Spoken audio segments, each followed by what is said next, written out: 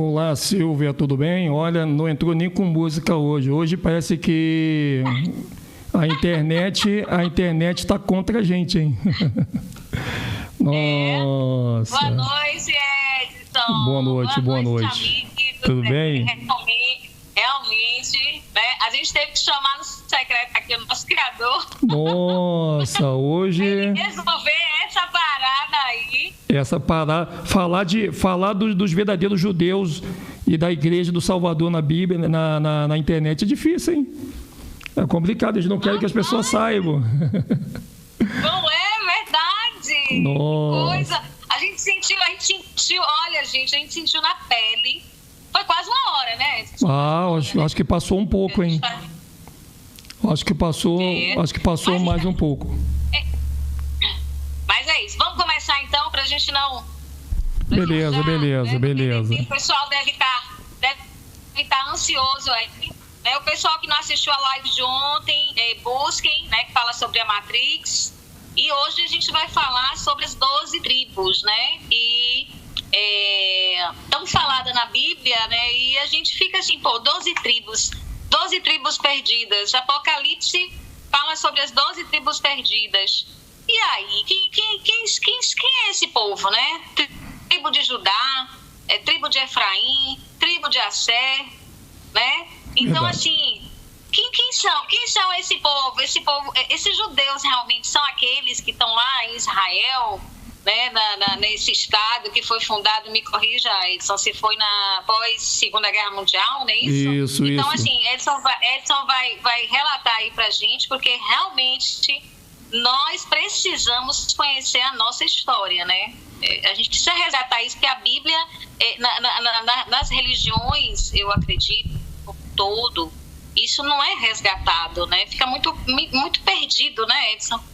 Fica muito perdido, até porque a Segunda Guerra Mundial ela acaba em 1939 e nós temos aí 1948, que é a ida dos judeus para Israel, numa época em que não existia internet, que ninguém lia livro e não se ensinava isso em sala de aula, até pelo número de escola na época que ela... lembrando que em 1958 só existia escola para os magnatas, não existia escola ainda para a população brasileira que estava se formando naquela época. Ou seja, o povo brasileiro só se formou depois que esse Israel botou o pé, esse povo judeu botou o pé em Israel. Então, só depois que nasceu o falso judeus é que pôde se formar a nação brasileira. Ela vem a partir de Oswaldo Aranha. Aí você tem uma nação brasileira formada, a partir dessa nação brasileira você tem ali, na verdade, a ditadura ela veio para formar essa nação brasileira. Muita gente pensa, Silvio, que o povo, que a nação brasileira se formou logo no início que acabou a escravidão. Não, negativo. Ela se forma nesse meado aí, de Segunda Guerra Mundial e pós-Guerra Mundial. A Guerra Fria, ela dá ali a sequência para que viesse a ter essa nação brasileira que nós vemos hoje. Ela só se forma a partir de 1964, que aí quando vem a força mesmo do presidente Getúlio Vargas, que é oficializada a nação brasileira. Antes não. Antes era apenas uma ideia no campo do que eles estavam construindo para poder formar esses judeus. Então, esses judeus que estão em Israel hoje não são verdadeiros, não. Eles estão cumprindo uma profecia de Gênesis 9:27. Gênesis 9:27, né? Isso, alague Deus a Jafé e habite ele na tenda de Sem. Perfeito. Então, assim, Edson, veja só, deixa eu ver se eu entendi. Então, aí, você tem a fundação do Estado de Israel como uma forma de ocultar, né, a verdade. As 12 tribos, elas saem descaracterizadas, é como se tivesse desaparecido da história, mas, na verdade, essas 12 tribos, elas estão espalhadas. Então, elas foram espalhadas. Espalhadas. Então, onde é que entra aí o Brasil?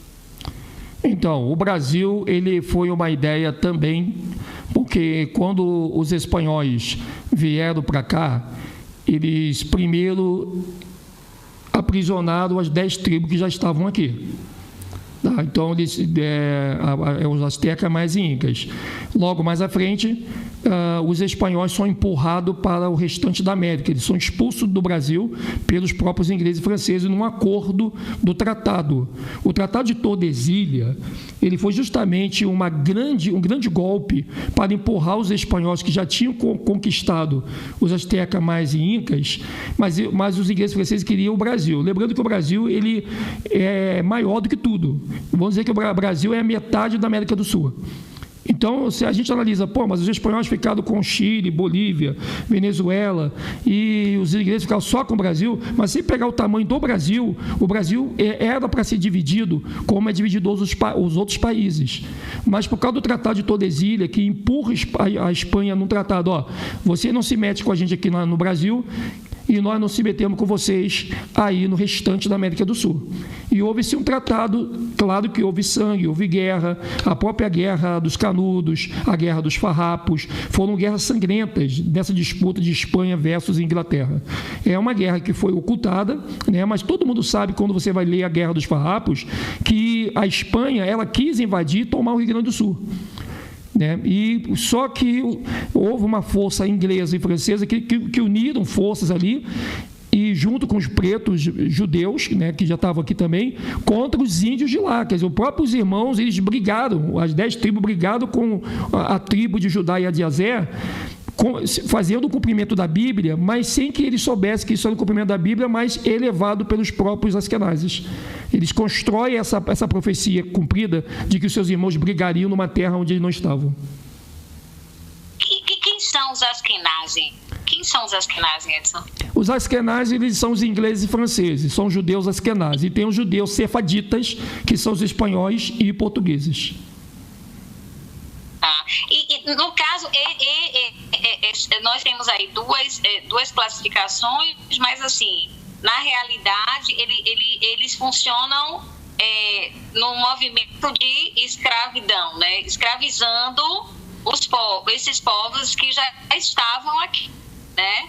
No caso, a tribo de Judá, que são os verdadeiros judeus, eles não são esses que estão lá no território, né, que foi feito pela ONU pós Segunda Guerra, né? Então, a tribo de Judá, na verdade, quem é a verdadeira tribo de Judá? Então, a verdadeira tribo de Judá são os negros que vieram para cá em navio tráfico negreiros. O importante também na sua pergunta é incluir, eles vieram de onde? Então, eles vieram de Jerusalém. O trabalho dos askenazes é ocultar a história de Jerusalém. Porque quando eles conseguem ocultar a história de Jerusalém, eles conseguem ocultar com certeza a história do próprio povo das 12 tribos de Israel. Por quê? Vamos lá. Hoje, se você perguntar para qualquer pessoa, onde está Jerusalém hoje? Já está lá em Israel, onde estão os judeus. Agora se tem um movimento judaico querendo botar Jerusalém no Brasil. Só que as pessoas fazem confusão, eu até entendo que elas não fazem de maldade. Tá? Muitos desses movimentos que dizem que Jerusalém é do Brasil, eles não fazem de maldade, é porque eles não têm condições de mergulhar na história e confundem Jerusalém com Éden. É porque o Éden, ele foi a terra de Adão e Eva. E é nisso que as pessoas fazem confusão, porque a ligação das 12 tribos com Éden é muito grande, mas não é só as 12 tribos, é o povo de Jafé, é o povo de Cã, todos terão o seu fim nessa terra do Éden.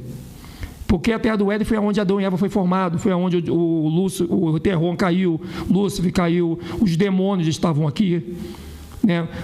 Todas as plantas estavam aqui, tanto que não existia plantação no Oriente. Aí você me pergunta, como é que tem floresta no Oriente hoje? Porque quando a Arca da Aliança sai do Brasil para o Oriente, ela leva nas águas pedaços de galhos de todo tipo de planta e as sementes vão sendo levadas pelas águas também. Tanto que quando o Noé ele solta uma pomba, ele só sabe que está em terra firme quando a pomba pega um galho. E esse galho foi trazido do Brasil para lá pelas águas. E essa semente, então, foi germinando algumas plantas, algumas árvores lá no Oriente. Lembrando que o Oriente não tem todas as árvores e todas as plantas que existem na América. Não existe. É uma partilha disso que foi para lá. Então, é por isso que a gente tem que entender o seguinte: os judeus que vieram em navio tráfico negreiro, Silvia, eles vieram de Jerusalém. Eles vieram, eles não podem ser escravos em Jerusalém. Não há profecia para escravidão em Jerusalém. Então, eles saem de Jerusalém e são transportados para a América. E chegando aqui na América, se cumpre Deuteronômio 28. Eles são feitos como escravos na mão de um povo forte e feroz, como diz a Bíblia. Falaria uma nova língua. Eis que por lá, gaguejante, falareis uma nova língua que seus pais não conheceram. Esse português aqui, se o Moisés se levantasse hoje do túmulo, ele não conheceria essa língua que a gente fala. Ela é uma profecia para o futuro, e o futuro é hoje. Então, os judeus hoje habitam somente no Brasil, dividindo terra com a tribo de Aser. Enquanto que a metade da tribo de Aser divide terra com as outras 10, não divide, eles estão na outra, divide terra com a Espanha. A Argentina, Bolívia, Venezuela, Paraguai, Uruguai, é a tribo de Aser habitando junto com os espanhóis. Daí você vai ver o enxerto do povo de Jafé nessa relação que eles tiveram com os índios, né, que são a tribo de Aser. Então, o Brasil, todo preto que está no Brasil, são da tribo de Judá. Nossa, Edson, então é algo que a gente realmente não aprende na escola, né? E não aprende, geralmente nos livros, assim, nos livros das universidades também a gente não aprende sobre isso, né? E onde é que a gente pode encontrar isso, Edson? Olha, você encontra toda essa informação, e para você entrar na história, pelos astecas mais incas. Se você não entendeu os astecas, não entendeu os maias, não entendeu os incas, você não vai entender a América de hoje. Por exemplo, se você pega lá os astecas, eles eram formados de 3 comunidades. No livro dos Hebreus, essa comunidade era Gade, Ruben e Issacar, somente as 3 na América do Norte, porque os astecas estavam na América do Norte. E hoje você vê realmente 3 países na América do Norte, que é Canadá, México e Estados Unidos. É verdade. Então você veja, e os pretos dos Estados Unidos são ricos, e tem os pobres, mas tem muito rico. Não tem lugar no mundo que os pretos sejam tão prósperos como dos Estados Unidos, capaz de superar até os grandes ricos da própria África, tirando aí, claro, de reserva a Arábia Saudita. Então você tem os 3. Se você pegar ali a América Central, você tem ali dividido 6 comunidades, e você vê realmente ali as outras 6 tribos dos maias. E você vem para cá, você vê um monte de tribo de índio que são braço de uma, que é os incas. Aí você tem a tribo de Aser, que eles se espalhariam como povos estranhos numa terra que seu pai também não conheceu. Esses povos estranhos são essas várias tribos que tem no Brasil, de vários nomes, Tupinambá, os Yanomamis, enfim, os Pataxós, são tudo Aser, só que eles se dividiram pela maldição. Eles mesmos se repartiram nesse solo chamado América do Sul. Nossa, então assim, para tudo, quer dizer que o Brasil tem uma importância histórica quando a gente analisa a Bíblia, a gente pega a Bíblia Sagrada, né? Então o Brasil, ele é palco, né, de toda essa narrativa que a gente conhece bíblica, toda a narrativa histórica, e a gente não aprende isso. Não, a gente não aprende. A gente aprende uma coisa que eu vou te falar aqui agora que vai ficar de queixo caído. O MEC, ele ensina que o berço da humanidade é o Iraque. O MEC está certo? Em parte não. Por quê, Edson? Porque realmente o Iraque é o berço da humanidade, mas da repovoação depois do dilúvio. Por isso que o MEC não consegue lidar com essa situação. Porque o berço da humanidade inicial sempre foi o Brasil, antes do dilúvio. Só que o que o MEC não consegue entender é que teve um reinício. Quando o dilúvio acaba, não tinha mais ninguém morando aqui na América. A América desvaziou para poder encher o Oriente. E do Oriente nós temos o Iraque. E por isso eles falam que o Iraque é o berço da humanidade. Mas o Iraque não é o berço da humanidade. O Iraque é a repovoação de um povo que, na verdade, se você pegar e fizer aí um balão de Gaio, você vai ver que todos nós somos americanos. Todos são América, todo. Não era para existir ninguém na África, na Ásia e nem na Europa, a não ser por conquista. Todos nós vivemos no mesmo solo. Eu estou dizendo isso antes do dilúvio. Agora, depois do dilúvio a coisa mudou, aí a história muda.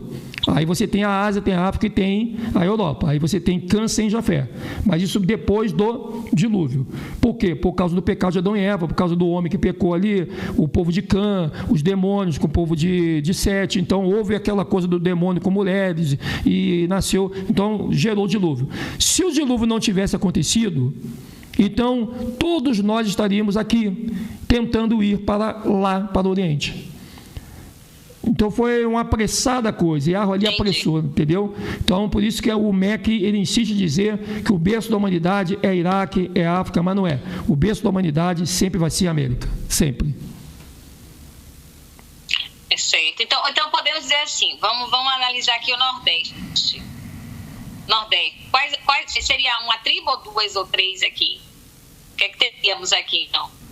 Na verdade, no Brasil, só existe duas tribos, que é a tribo de Judá. São duas tribos. A de Judá, aquela que chegou em navio tráfico negreiro, e a tribo de Azé, que já estava na América do Sul toda.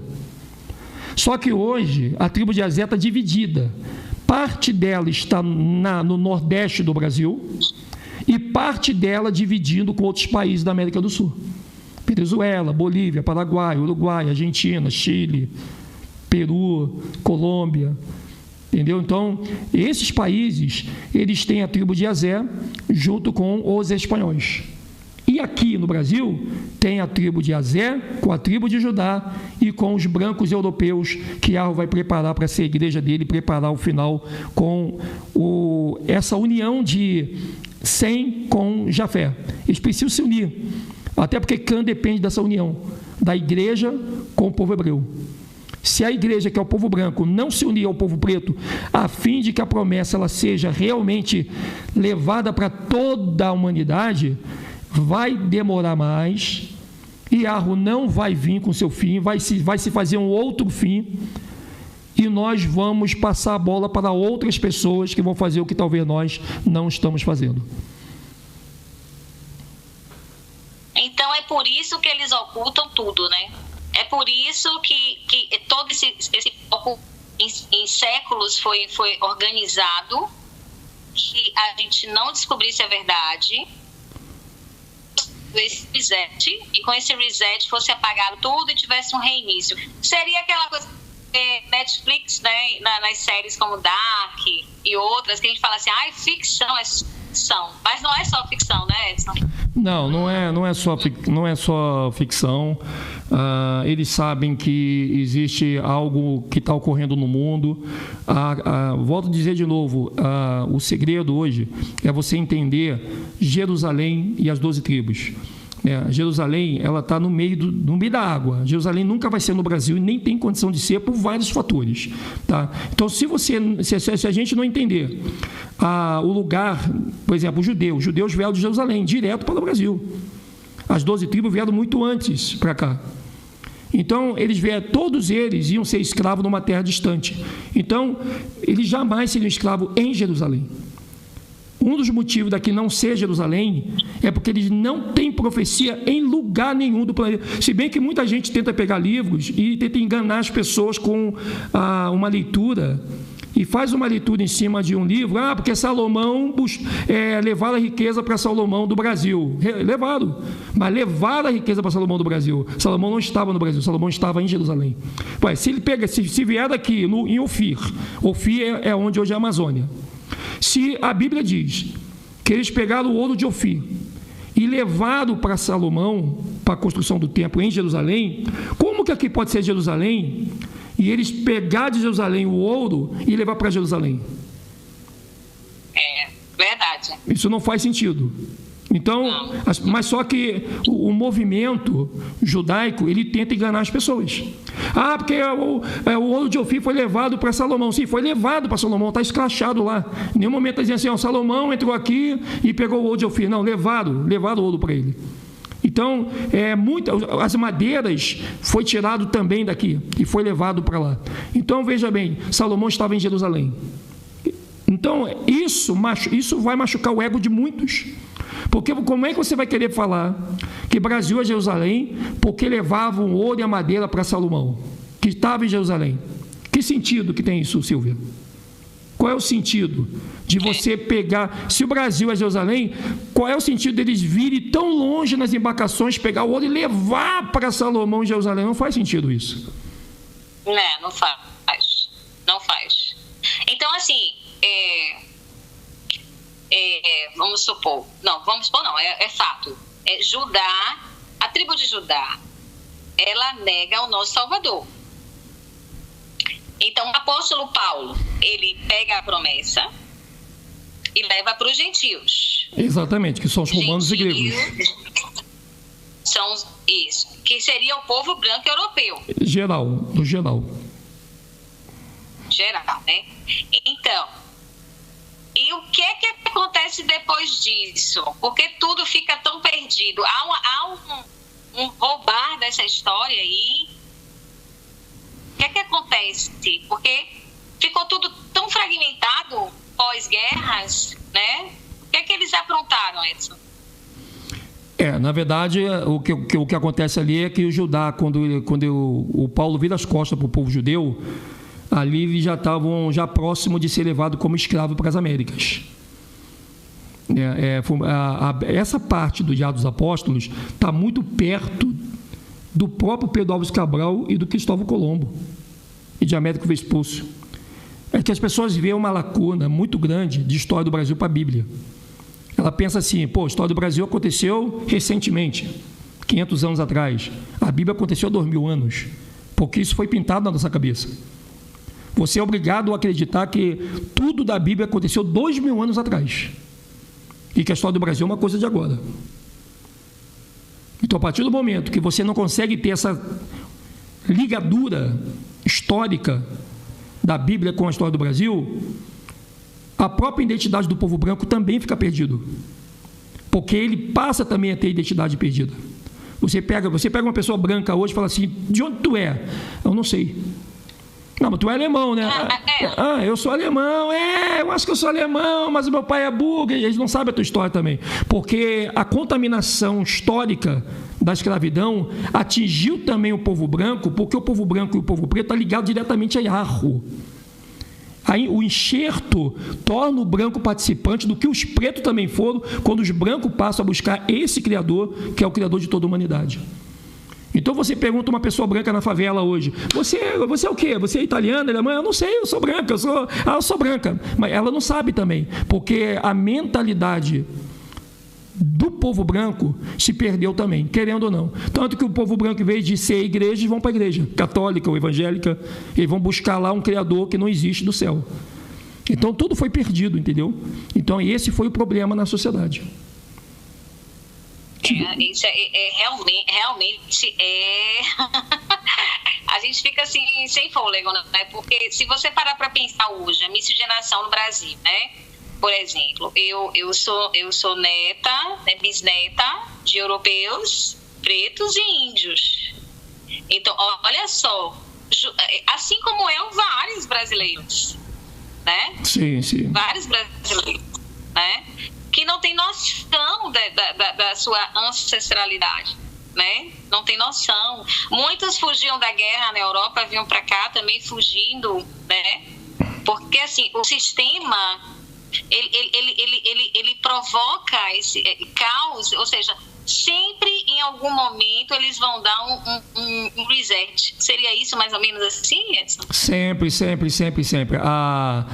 A história, ela é um caminho que você não pode mexer com a sua imaginação.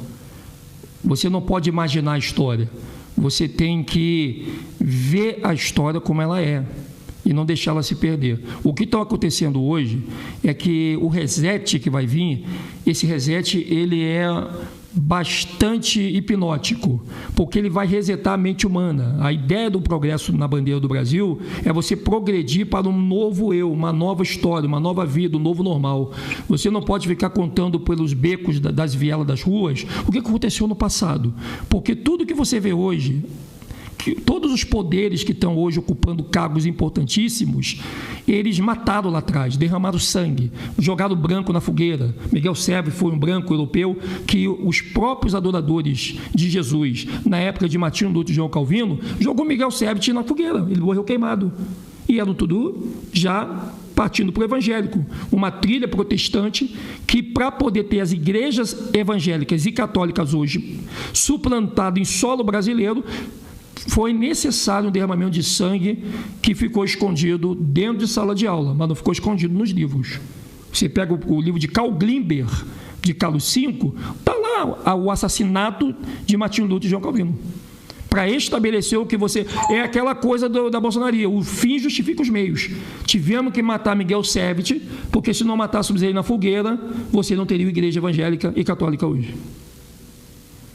Nossa, interessante que eles contam isso nos filmes, né? Conta. Né? Mas... Ele usa outros nomes, mas eles contam. Eles usam outros nomes para poder despistar. É porque a história, ela nunca pode ser... Você mexer na história não é interessante nem para a verdade, nem para a mentira. Porque se você mexer na história, a verdade deixa de ser verdade. E a mentira passa a não existir. Porque para a mentira existir, ela tem que estar baseada num patamar de verdade. A mentira sem verdade não existe. A verdade sem mentira, ela é eterna. Então, quando você tenta usar a mentira sem o conceito da verdade, a mentira é como fumaça, se desvanece. Essa é a maldição de Terron. Essa é a maldição dos seres dessas trevas. Tanto que o próprio Lúcifer, quando vai oferecer a Yahweh o seu governo, ele não oferece o governo das trevas. Ele oferece das trevas e da luz.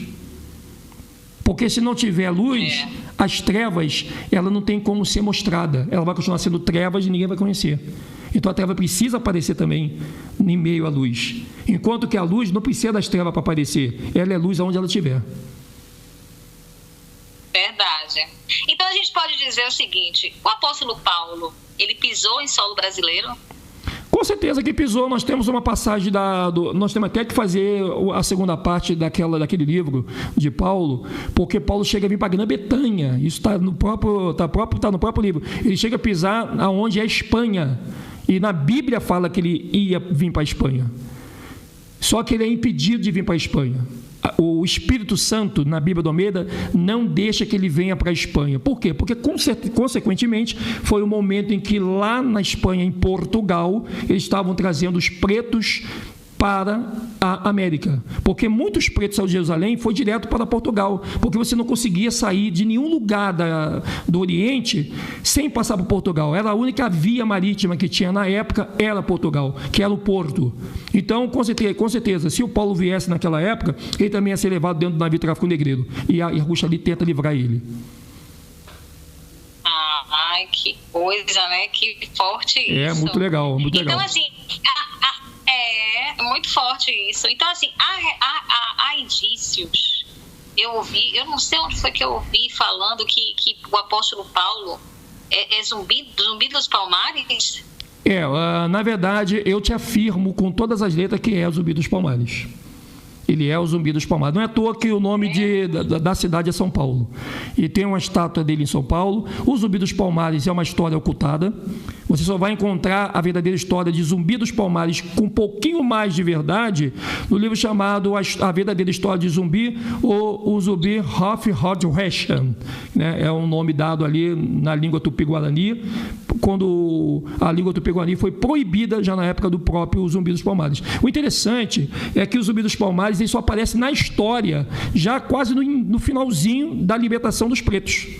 O que torna interessante também a época que Paulo também ele estava em transição, né? Porque a Bíblia não fala exatamente como Paulo morreu, né? Então, só que eles mexeram na história. Eles a história de Paulo ela é muito lá atrás, ela vem logo depois que o próprio Fernando Cortez pisou aqui na América e matou Montezuma, e matou o Apac, e depois ele foi lá para a tribo de Azé e queria saber onde ficava o Acacó, aquela cidade subterrânea, mais 7 cidades que até hoje a Europa busca, ela escava o solo brasileiro para tentar buscar esse Acacó, porque eles sabem que existe essa cidade aqui dentro, aqui embaixo, mas eles sabem que é a própria, o Jardim do Éden.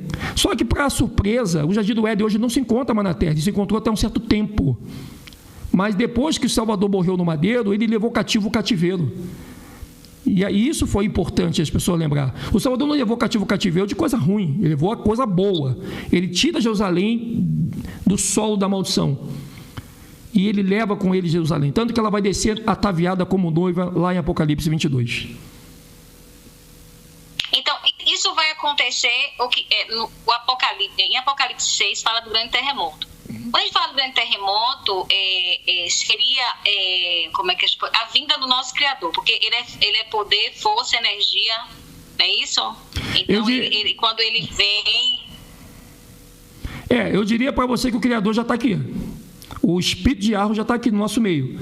Quem vem no terremoto não é Yahusha, é Melquisedeque. Yahusha vai liberar Melquisedeque, que é o corpo do pai, não é do filho. Ele só está com o corpo do pai porque ele morreu junto com esse corpo e teve que subir ao céu para fazer novos céus, nova terra, fazer as casas, as novas moradas. E só Yahusha poderia fazer isso com o próprio Melquisedeque, enquanto o Espírito Santo da Bíblia do Almeida, que é o Espírito de Yarhu. Porque você, quando entra num sistema religioso, quando você entra na igreja católica, na evangélica, você é ensinado o seguinte: há uma hierarquia. Por exemplo, Deus Pai, Deus Filho, Deus Espírito Santo. Você vê que na nossa mente o Espírito Santo fica como uma terceira pessoa, um pouquinho mais importante do que a segunda, que é o Filho, e um pouquinho mais importante do que o terceiro, que é o Pai. Então o que o sistema religioso fez? Colocou o Pai abaixo de terror. Então, se você analisar e pegar e virar isso de volta, você não vai ter mais o Deus Pai, Deus Filho, Deus Espírito Santo. Você vai ter o Espírito Santo, que é o Espírito do próprio Pai, que criou tudo. Depois o próprio Filho, que aceitou o convite do Pai. E o próprio Melquisedeque, que passa a ser o Pai de todos fisicamente. Então, o Deus Pai não seria o Espírito. O Espírito é o Criador, é o soberano. O Deus Pai é o corpo desse soberano chamado Melquisedeque, que por amor de muitos, ele criou Adão e Eva para que eu e você estivesse aqui hoje. Ai, que lindo isso. Então, mas o nome do nosso Pai espiritual é Yarhu. É Yarhu. É Yarhu. Então, assim, estamos presos aqui. Essa é uma dimensão que a gente está preso, é um mundo temporal, que as religiões, assim, por exemplo, eu já pertenci à religião e ninguém fala muito nisso, né? Aliás, como é que eu posso dizer? Não pode falar sobre isso, isso é coisa do capeta, capiroto, né? Mas a verdade é que não é falada justamente para que a gente não descubra, né? Estamos presos. Estamos presos até 6.000 anos. Essa terra que nós estamos, esse mundo, essa prisão que você colocou muito bem, ela só tem até 6.000 anos de duração. Então, o que Terron, Samael e os demônios têm? Eles têm 6.000 anos para provar a Yarhu que o governo deles é melhor do que o Yarhu. É uma monarquia contra a república. Então, por isso que a república reina hoje na mão dos homens. Primeiro ela reinou na mão de Samael. Ele não conseguiu implantar essa república lá em cima. Foi expulso. Depois ele reinou na mão dos homens do passado, antes do dilúvio. Depois essa república reinou depois do dilúvio. E um desses grandes maestros da república foi o Nimrod. Porque Nimrod ele é uma confusão, porque a pessoa diz porque Nimrod era o demônio e tinha ali Samírame e teu filho Tammuz. Primeiro que Tammuz nunca foi filho de Nimrod e Samir nunca foi filho de Nimrod. Samir nunca foi esposa e mãe de Nimrod, e Nimrod nunca casou e nunca teve filho. Isso aí já é um problema sério para quem criou essa mentira. Mas ela ficou e pegou. O que eu quero dizer com isso é o seguinte: a república, ela persiste até hoje. Aquilo que está na mão do Bolsonaro, aquilo que está na mão do Trump, do Biden, que está na mão de todos os políticos, presidentes, essa república, ela teve que passar pela mão do homem, porque a república vai ser tentada de todas as formas. Não deu certo com Samael, Terron tentou. Não deu certo com Terron, o povo tem que tentar. Então, até o terremoto, a república vai estar na mão do homem. Mas o homem não vai conseguir. Aí vai vir os demônios. Esse demônio, Apocalipse 9, vai tomar a república para eles. Só que eles não vão conseguir governar. Aí vai ser passado para o dragão. O dragão também não pode reinar. Aí vai passar para a besta. Tanto que você vê lá no livro de Apocalipse 12. E a besta entregou o seu poder. E o dragão entregou o seu poder à besta. Aí a besta, sim, ela vai ser a última que vai tentar. Lúcifer, o Lúcifer, ele é o mesmo que tentou impor essa república lá em cima no céu, foi expulso, e ele foi o primeiro a implantar e vai ser o último a terminar a república, e com fracasso. Nossa, então aqui, esse mundo temporal que a gente está nessa prisão, nessa Matrix aqui, a gente precisa, a humanidade precisa acordar. Né? Se você observar bem, o pessoal da Era de Aquário, eles falam muito sobre isso, né? Quer dizer, vamos dizer que eles sabem de tudo. Na verdade, eles sabem de tudo. Só que eles falam de Gaia, né? Eles falam do anticristo, né? Então, esse despertar, nós que somos do Criador, né? Não estamos atentos porque vamos colocar, as religiões como um todo limitam, de certa forma, esse entendimento. Não é isso? Acontece que se as pessoas não acordarem, não buscarem informação, esse reset vai acontecer. E esse círculo, que eu já ouvi falar, acho que é Ouroboros, me corrija aí, ele vai seguir, vai reiniciar. E aí, meu irmão, vamos ficar na prisão? Eu tenho uma boa notícia para você. Eu tenho uma péssima notícia e uma boa com essa tua pergunta. Qual das duas você quer ouvir primeiro? Primeiro a péssima, depois a péssima boa. Notícia. A péssima notícia é que enquanto não houver o terremoto, nós vamos ficar fadados nessa agonia do que vai acontecer. Essa é a péssima notícia. A boa notícia é que tudo que eles querem que aconteça não vai vingar por causa do terremoto que não aconteceu ainda. Então é um jogo. Tá? Nós temos a agonia de ficar pensando o que eles vão fazer, e agora? O que mais vai vir? Qual é a outra pandemia que vai vir? Porque vão começar a falar em outra pandemia. Tem outra pandemia que vai vir. Então, a outra vai ser pior do que essa. E agora? Vou usar máscara, vou usar óculos. Mas essa é a agonia. Agora, a maldição para eles é que a ferramenta que eles estão usando só vai servir para nos meter agonia. Por isso que a Ruxa disse, não vos preocupeis quando disserem a guerra e rumor de guerra. Não vos preocupeis, porque é mister que essas coisas aconteçam, mas ainda não é o fim. Então não vos preocupeis com isso. Eles estão mentindo, eles estão blefando. Eles sabem que eles não podem jogar com a sinceridade, porque o meu terremoto não aconteceu ainda. Depois que o terremoto acontecer, que o céu se abrir, que o tecido da realidade se romper, e eu estiver aqui para proteger meu povo, eles podem fazer o que eles quiserem, porque eles vão fazer até onde eu determinei, porque eu vou estar aqui para ver eles. Então, Yahweh já dá uma resposta muito grande lá em Sofonias, ali no livro de Abacuque, no livro de Joel, ele já dá uma resposta. Ele disse, eu serei socorro bem presente no dia da angústia. E o dia da angústia para Yahweh é esse último dia. Ai, que lindo. Nosso Criador é tremendo, né? Então, assim, por exemplo, até a irmã Elcio me pediu para perguntar para o irmão, aí tem o Apocalipse 6, o terremoto, né? Que é o evento, que eles chamam de evento, né? O evento, na verdade, é isso. Tanto que tem muitos famosos comprando bunkers e se preocupando. Então, assim, vem o terremoto, o grande terremoto. Durante esse grande terremoto, Jerusalém, ela vai surgir, Edson? Olha, foi profetizado 3 hecatombe para o mundo, né? Já ouviu falar dessa palavra hecatombe? Já ouvi falar, mas não conheço muito não. Hecatombe é o grau máximo de uma desgraça. E foi determinado 3 para o mundo. Uma já aconteceu, a outra está para acontecer e a outra para o futuro um pouco distante. Qual foi a primeira? O dilúvio. Qual é a segunda? Terremoto. Qual é a terceira? Juízo final. Então nós temos 3 hecatombe, porque as 3 é queda. O dilúvio matou pessoas. O terremoto vai matar também.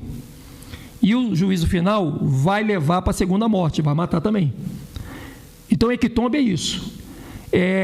Juízos que vai ter que mortes ser sacrificadas. Então a Jerusalém, essa confusão de Jerusalém, vamos pelo menos tentar, com as pessoas que querem realmente a verdade, tentar classificar isso. Essa Jerusalém que está aqui na terra hoje, ela não vai servir para o novo céus e nova terra, mas ela vai servir para os 1000 anos que vai ser nessa terra, ela vai ser guardada para isso.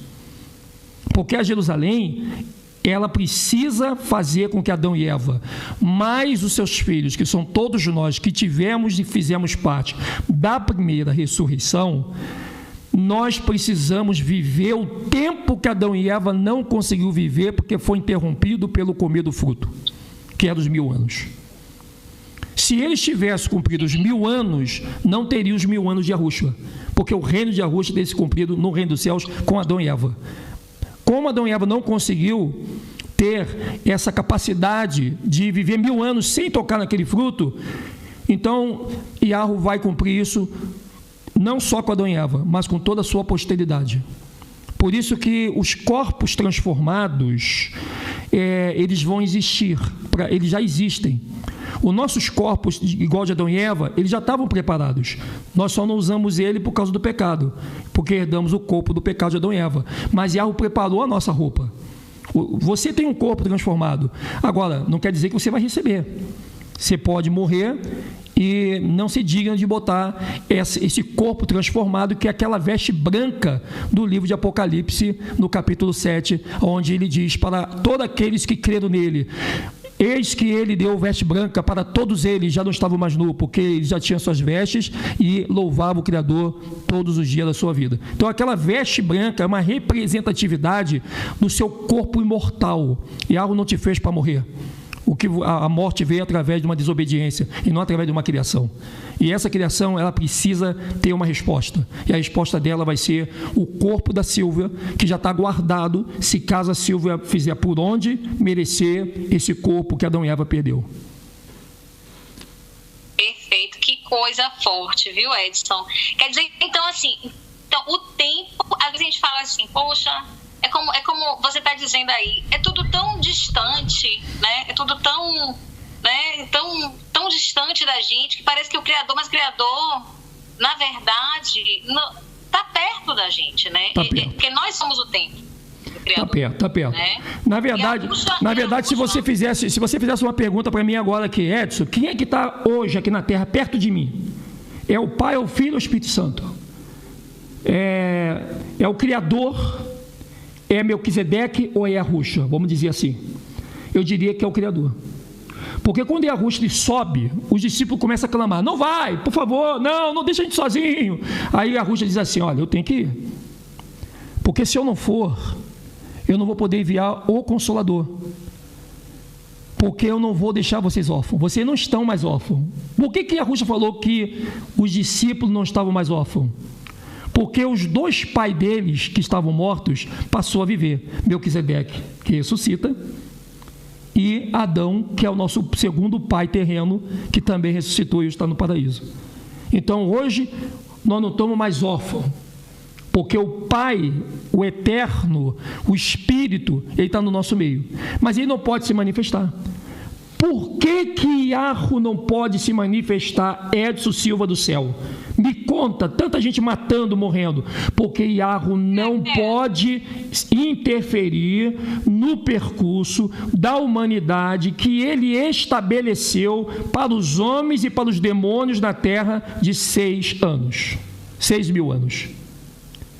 Esses 6.000 anos é que deixa Yarro atado. Ele vê lá o cara estrupar o bebê, ele vê lá o outro matando o outro com um tiro na cabeça, e ele não pode interferir nisso. Isso machuca ele, machuca. Mas por causa de Adão e Eva, do pecado de Adão e Eva, eles também mataram o Criador na sua ação em relação ao homem, enquanto esses 6.000 anos durar em favor de Terron. Então o Terron tem 6.000 anos em favor dele, coisa que já está acabando. Nós estamos na finaleira. Ok? Então por isso que o povo tem que ter paciência.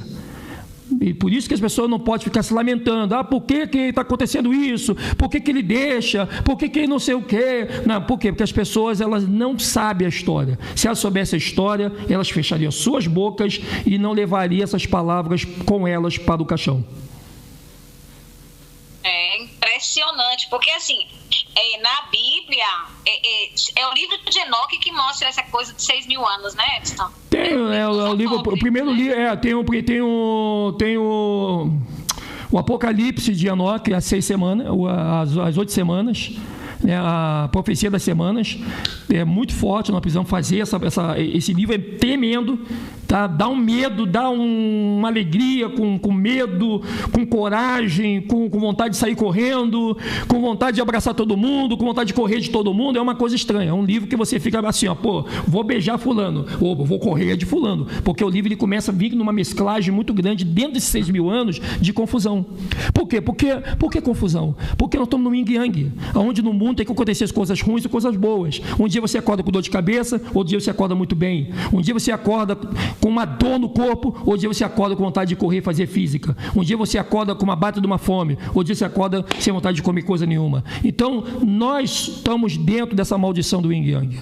E isso é impossível de você escapar. A melhor forma de você quebrar esse yin yang é você sair de cima do muro e escolher de verdade a luz, e não a luz e trevas como Samael escolheu, e esse foi o motivo de 1/3 dos anjos ter sido exposto junto com ele. Ai, que coisa, viu? É forte demais isso, né?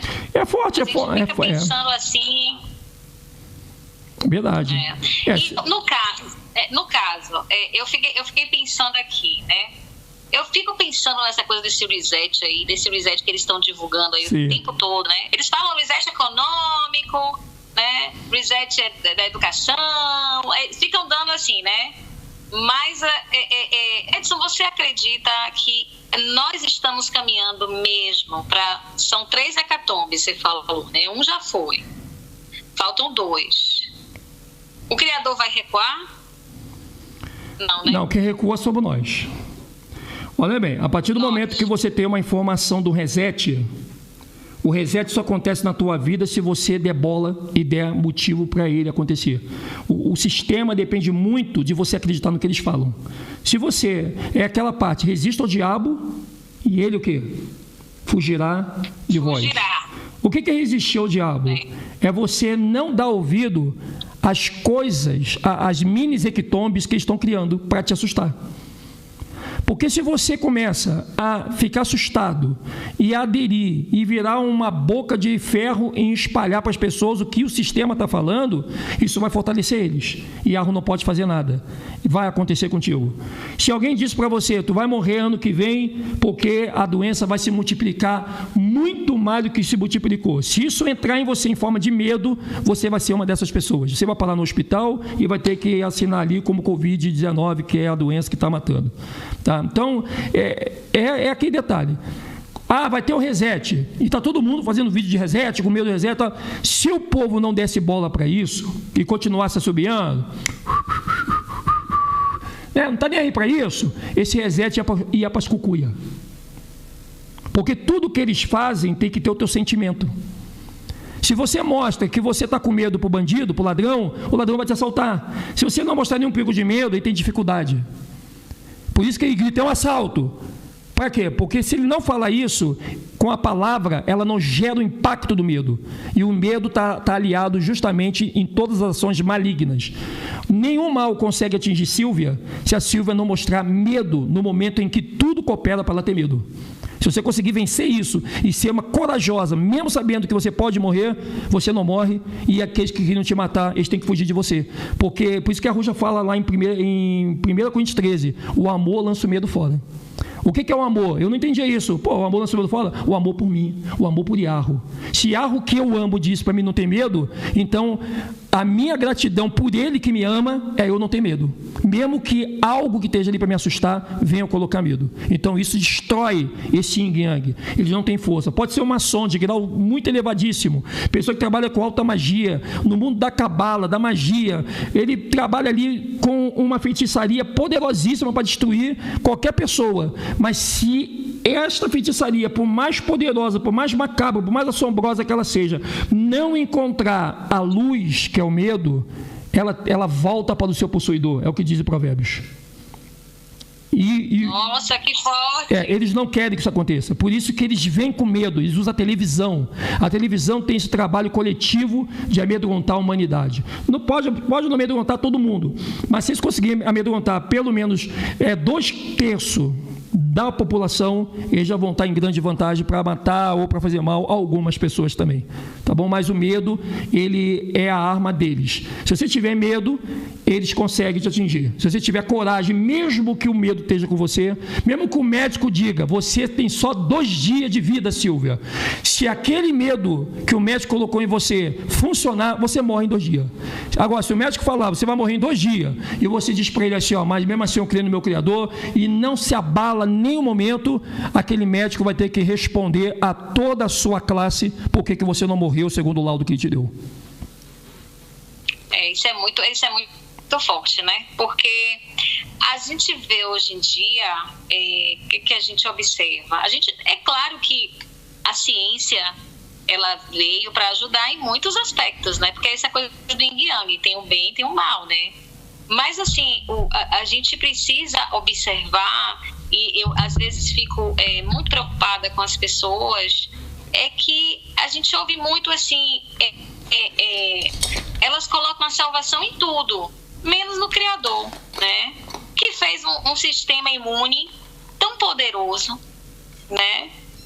E as pessoas não falam mais sobre isso, né? Eu lembro quando eu era jovem, a minha avó falava muito dessa questão, né? Eu lembro que ela tinha no quintal dela várias plantinhas, né? Chá de dipirona, chá de não sei o quê, né? Então, assim, tinha essa coisa, né? Da fé, e a gente vê que talvez por causa desse medo, Edson, talvez você possa falar um pouco, esse medo transforme as pessoas de uma forma que elas não refletem mais, é sempre aquela coisa, ou política, ou ideológica, ou, sabe? Quando, na verdade, o medo é uma arma tão poderosa. Essa pandemia, veio realmente para que eu pudesse observar alguns aspectos que eu não observava muito, né? Na mídia, né? E que a gente hoje abre os olhos assim, de meu pai, o que é isso? A televisão só é para colocar as pessoas para baixo, né? É complicado, né? A televisão, ela foi criada, Silvia, ela chega à humanidade a partir de 1950 para 52. A televisão começa a chegar na humanidade com um trabalho de passar a Guerra Fria. Então, as primeiras programações da televisão foi a Guerra Fria.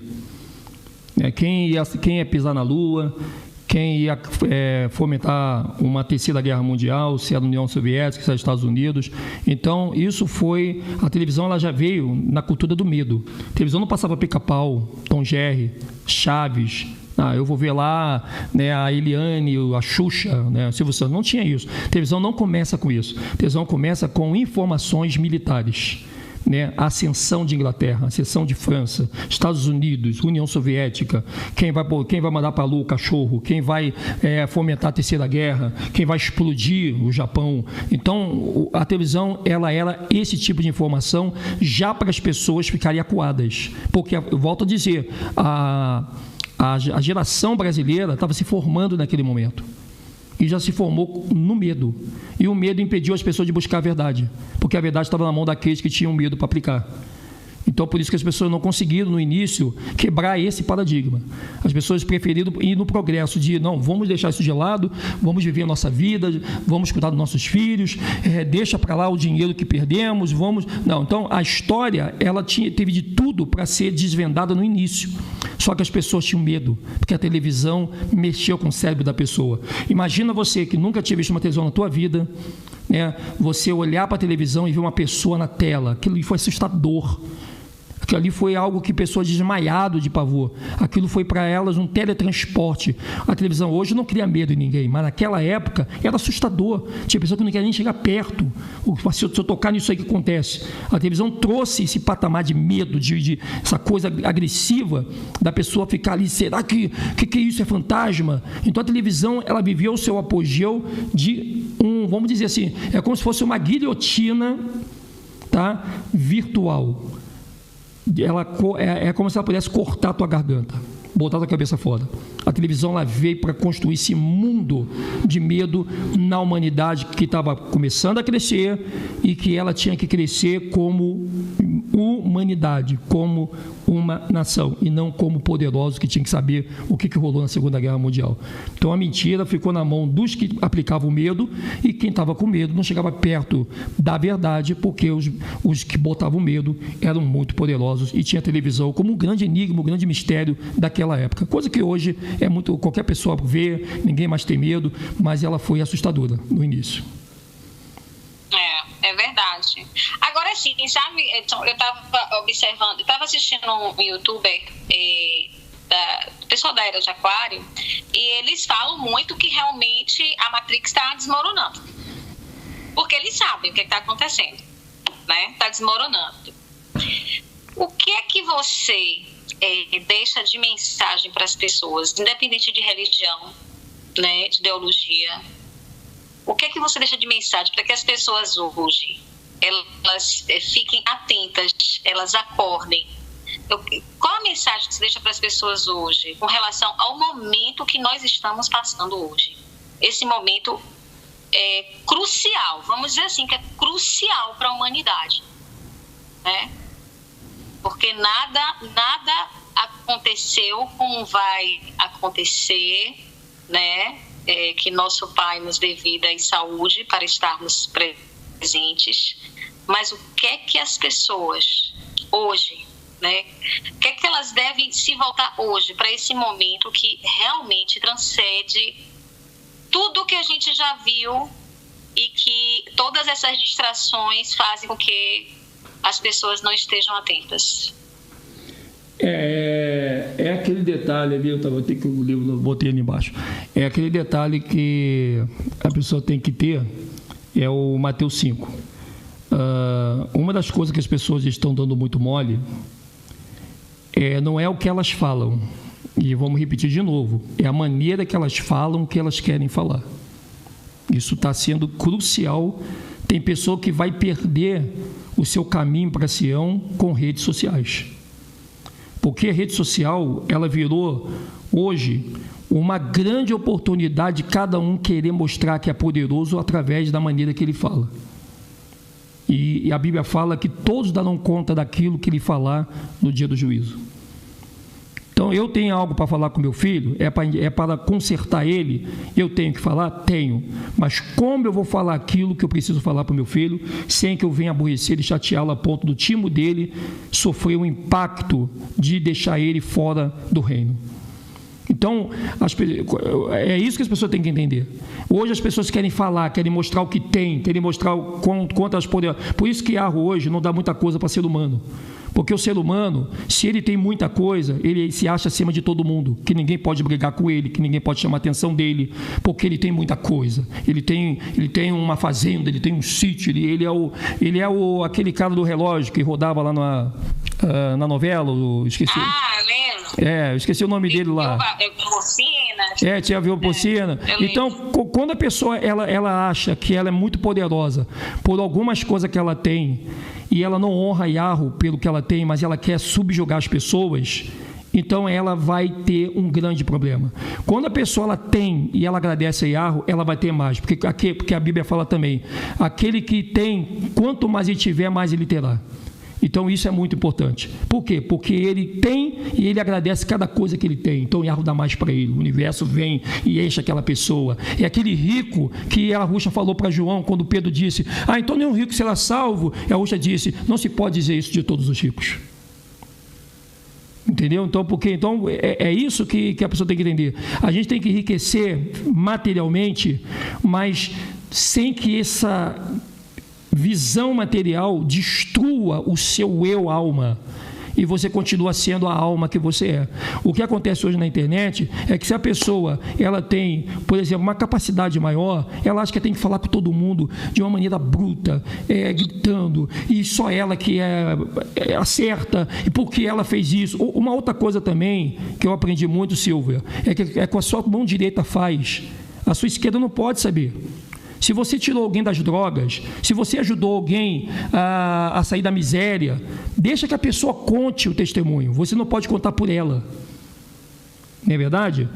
Mas eu ajudei porque era drogado. Eu ajudei o cara porque o cara fumava maconha. E hoje não fuma. Porque eu ajudei o cara a comprar um carro. Porque eu ajudei o cara a fazer isso. A partir do momento que você tem essa premissa de jogar no ventilador tudo que você está querendo mostrar que você é, o que vai acontecer?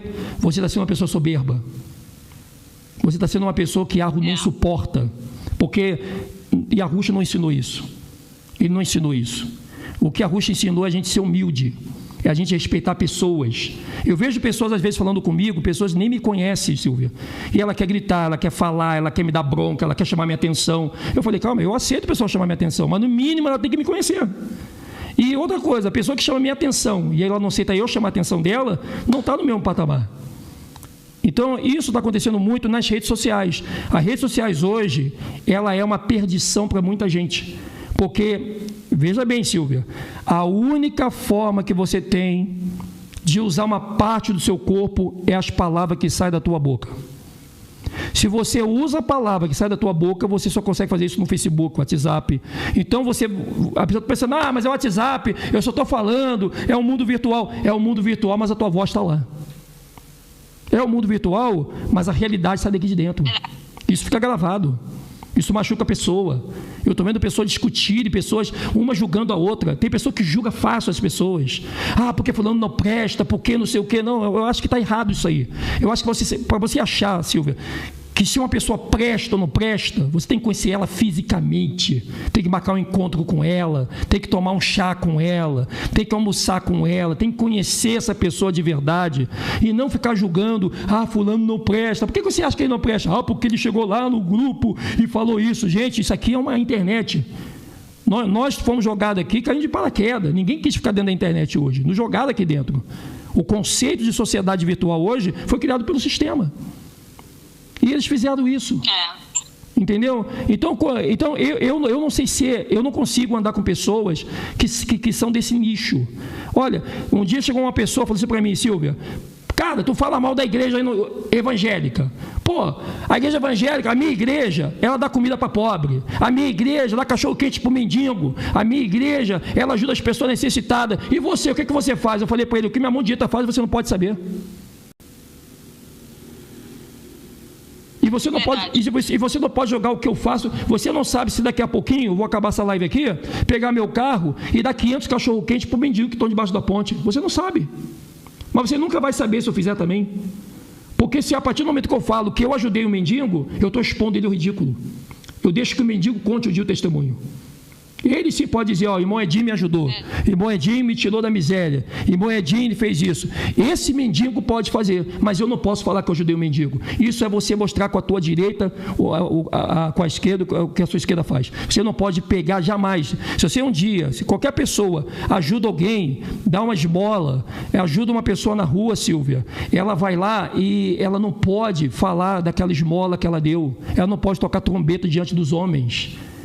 Se um dia algo quiser que você seja exaltada, esse mendigo vai conhecer o teu canal, vai conhecer uma rede, vai para a televisão e vai dizer: o Joãozinho me deu aquele dia uma condição de eu ter uma vida melhor. Mas você não pode se exaltar pelo que você faz, porque não é você que está fazendo, é Yahweh que deu condição para você fazer. Então isso está sendo um problema na rede social. As pessoas estão se aproximando de nós com o nome de Yahushua e muitas vezes elas estão querendo vir para ser o próprio Yahushua. Isso está errado. Yahushua, se ele pode dizer, eu fui lá e curei, porque ele curava mesmo.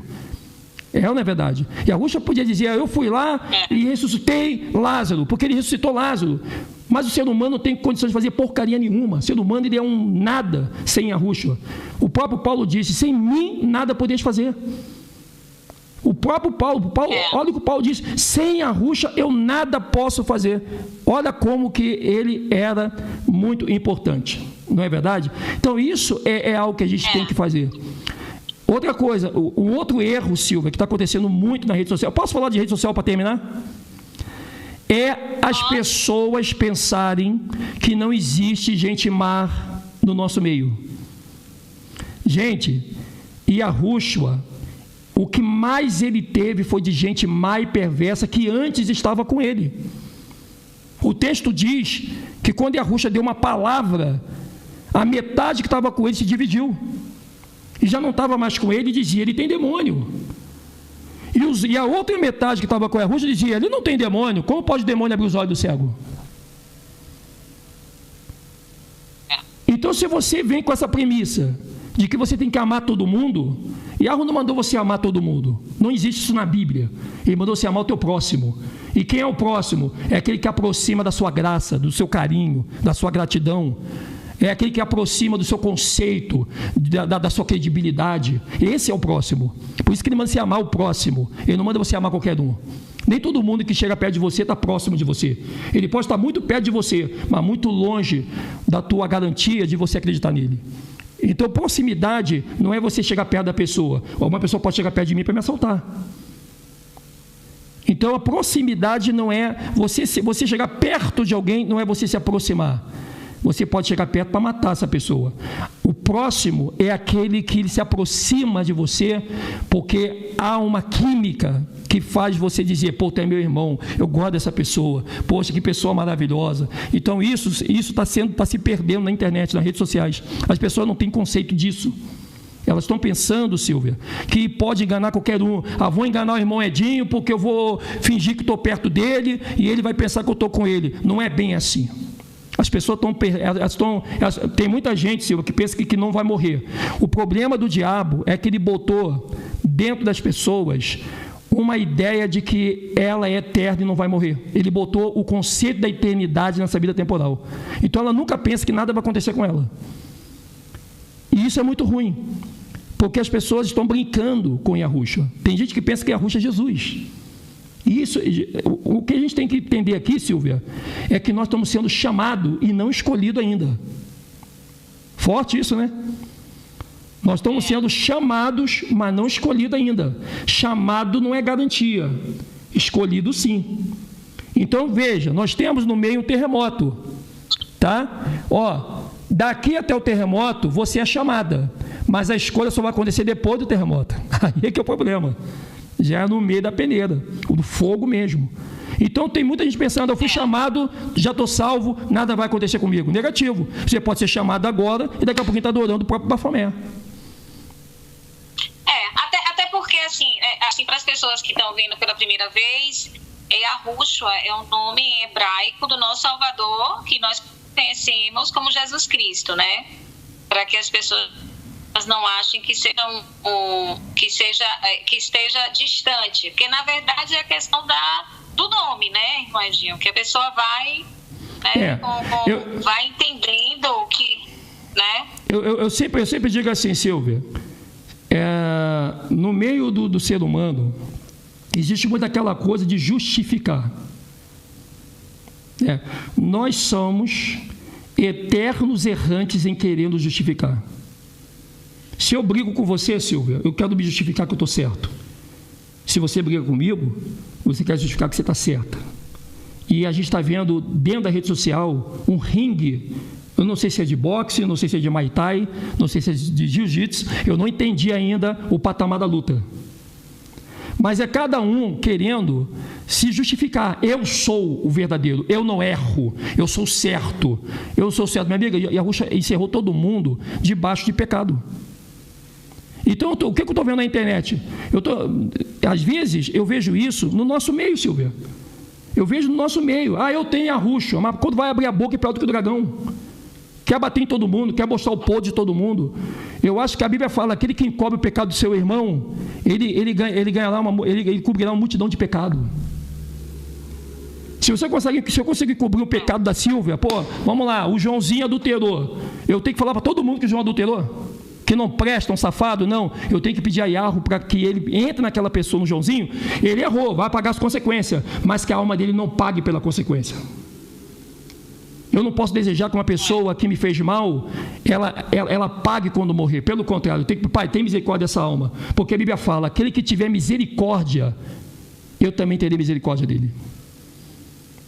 Se uma pessoa te faz o mal, se ela te fez o mal, e você joga o nome dela na rede, fulano não presta, você não teve misericórdia dele. Será que os anjos vão ter misericórdia da tua alma se tu morrer hoje? Então a pessoa não está pensando nisso, Silvio. É todo mundo querendo na vida temporal sair como grandes, poderosos. E isso está errado, porque quando você lê a Escritura, ela ensina totalmente diferente. Você vê o Apocalipse de Paulo, aquela alma gritando, tem misericórdia de mim, tem misericórdia de mim. Aí o anjo diz assim, como eu posso ter misericórdia de você após a morte, se em vida você não teve misericórdia de ninguém? Na verdade, essa base que nosso Salvador e nosso Criador deixa pra gente, eu creio que é para tudo na vida, né? Tudo na vida, é tudo.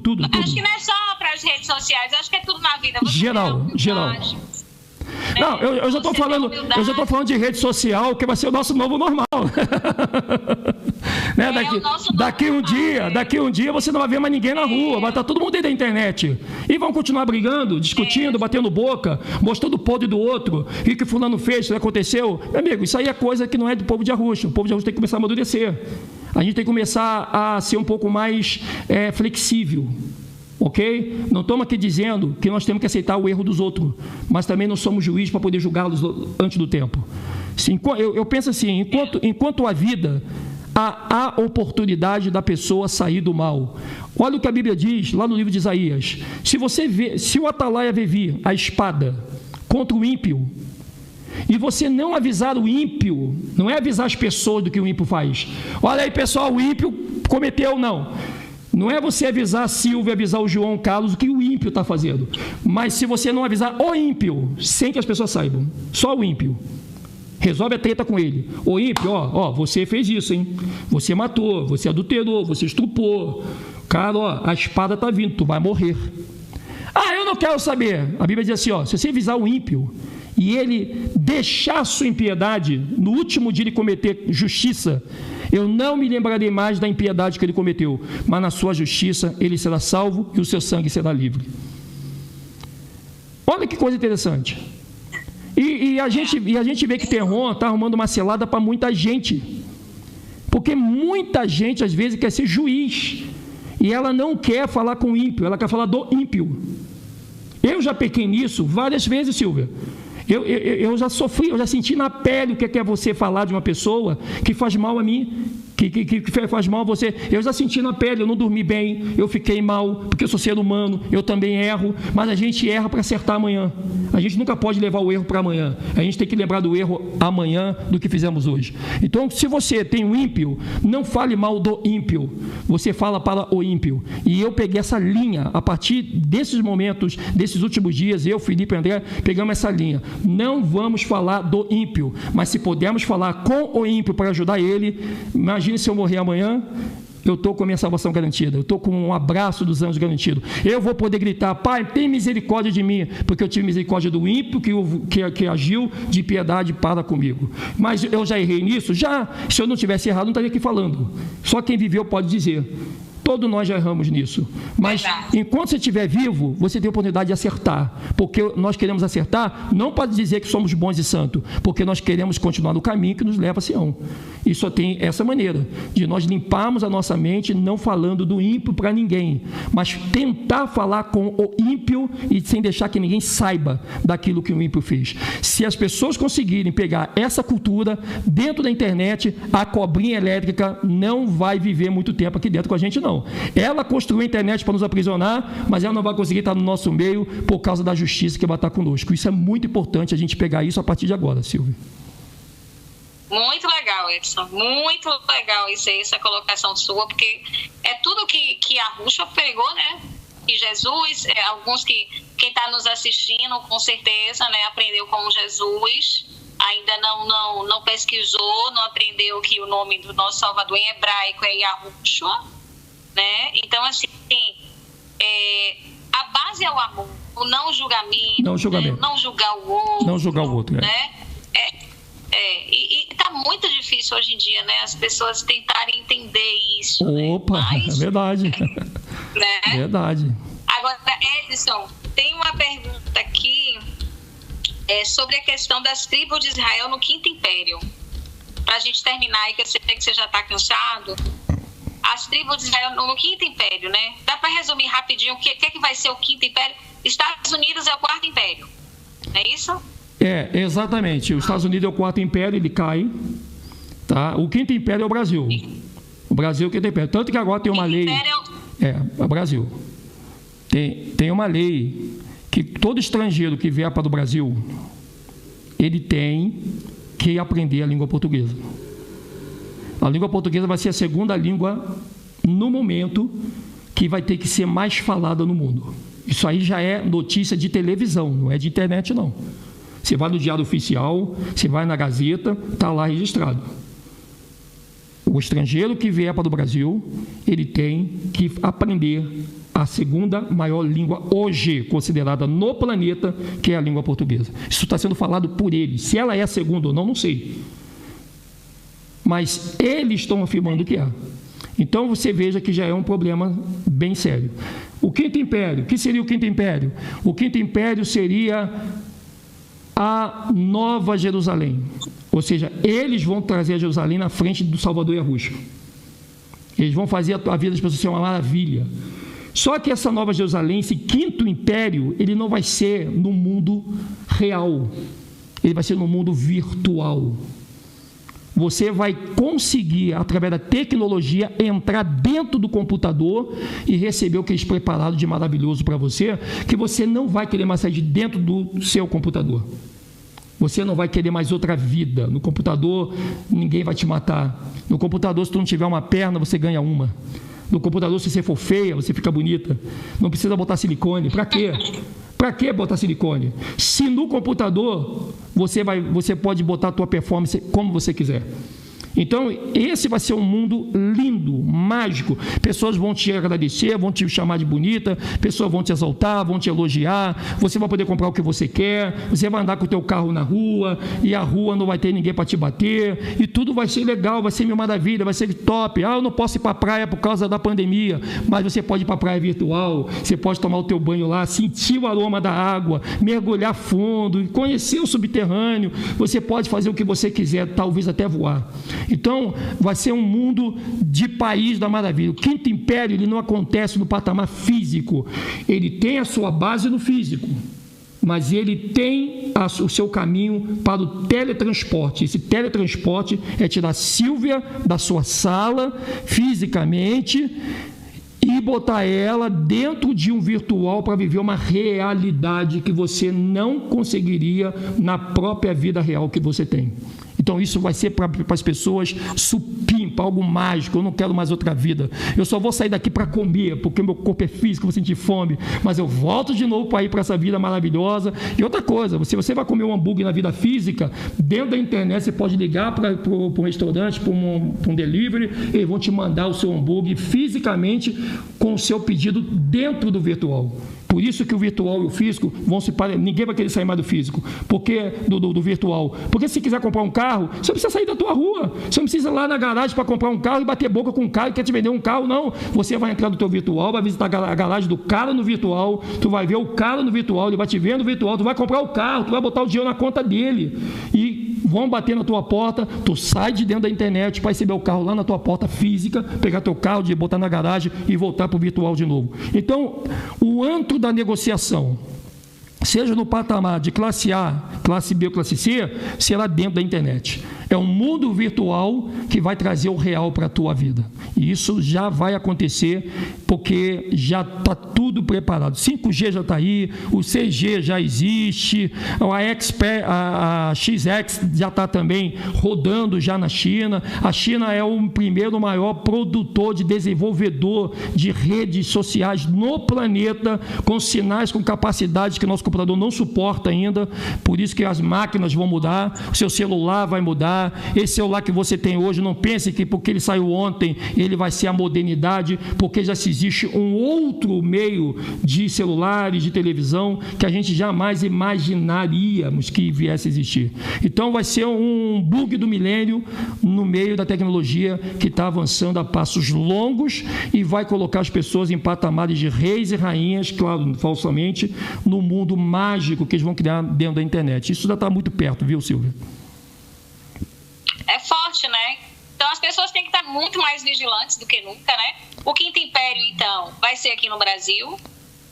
Tudo vai terminar aqui no Brasil? O Quinto Império é do Brasil, mas o mundo participa do Brasil também virtualmente. Nem todo mundo vai poder vir para o Brasil, mas vai poder entrar pelo Brasil do virtual. Certo. E com relação, assim, vamos lá, as batalhas, né, que estão escritas e que vão acontecer.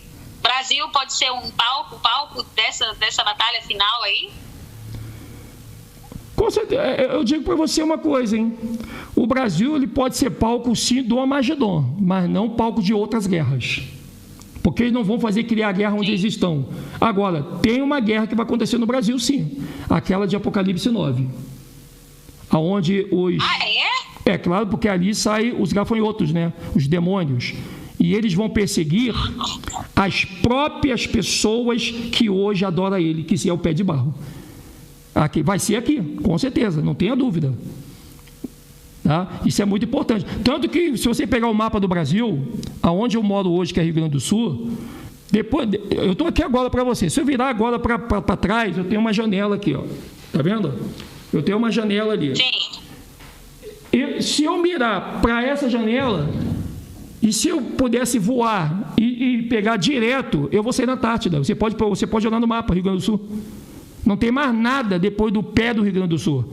A não ser que você caia um pouquinho mais para a sua direita, aí você consegue pegar ali, tá, os outros países sul-americanos. Mas se eu for em linha reta, já é do sul para a Antártida. Por isso que o sul é gelado. Porque nós somos o país mais próximos, nós somos o estado brasileiro mais próximo da Antártida, é o Brasil. Agora, o país mais próximo da Antártida é o Chile. Por isso tem ali o Andes, que é aquela geleira toda que você vê. A coisa vai ferver. É o que eles chamam de extraterrestre, né? Na verdade são anjos caídos, né? Anjos caídos, que já estão caídos lá embaixo e vão subir. Você pega ali o Apocalipse 9, é dramático o negócio. É dramático. A Bíblia chega a dizer Portais? Eles vão sair dos portais. Na verdade é portal, realmente, né? Porque vai abrir a porta do abismo. E ali vai sair esses demônios que muita gente não acredita que existe. E que a televisão chama de extraterrestre para poder ficar bonitinho. Para o teu filho comprar. Eu quero um ET. Aí compra o ET para o teu filho. Então é coisa séria. Né?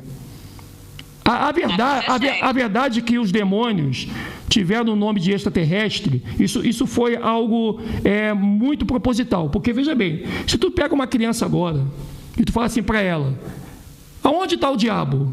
Ela vai olhar para baixo. Agora, se você bota o nome do diabo de ET e diz para a criança: onde estão os ETs? Ele vai olhar para cima. Então, a imaginação, o nome, ele modifica a imaginação humana. Você não precisa mudar a história da coisa. É só você mudar o nome da coisa. Você consegue botar ela na tua imaginação aonde você quiser. Aí é que está o grande patamar da atuação histórica. Perfeito. Edson, olha, eu iria até, mas para não ficar tão longa essa live, a gente depois marca mais lives com mais temas. Eu só tenho a agradecer a você por esse trabalho brilhante, né? Convido as pessoas a conhecer os canais, né? Você tem o canal Últimos Dias, tem o canal Nação Pesquisa 10. Nação Pesquisa 10. Esse você abriu recentemente, porque tem essas questões do youtuber, exato, ele mexe, às vezes suspende, né? Então peço às pessoas que se inscrevam nos canais, acompanhem, o trabalho dele é muito bonito, muito minucioso, baseado em livros, porque assim, é algo muito extenso, né, na verdade, né? Não é algo aqui que se você aprende, você realmente tem que trabalhar de formiguinha, todo mundo agora tem que virar um pesquisador, tem que buscar informação, não pode ficar mais dependendo do outro, tem que buscar informação mesmo, porque a coisa é séria, né? Não é brincadeira.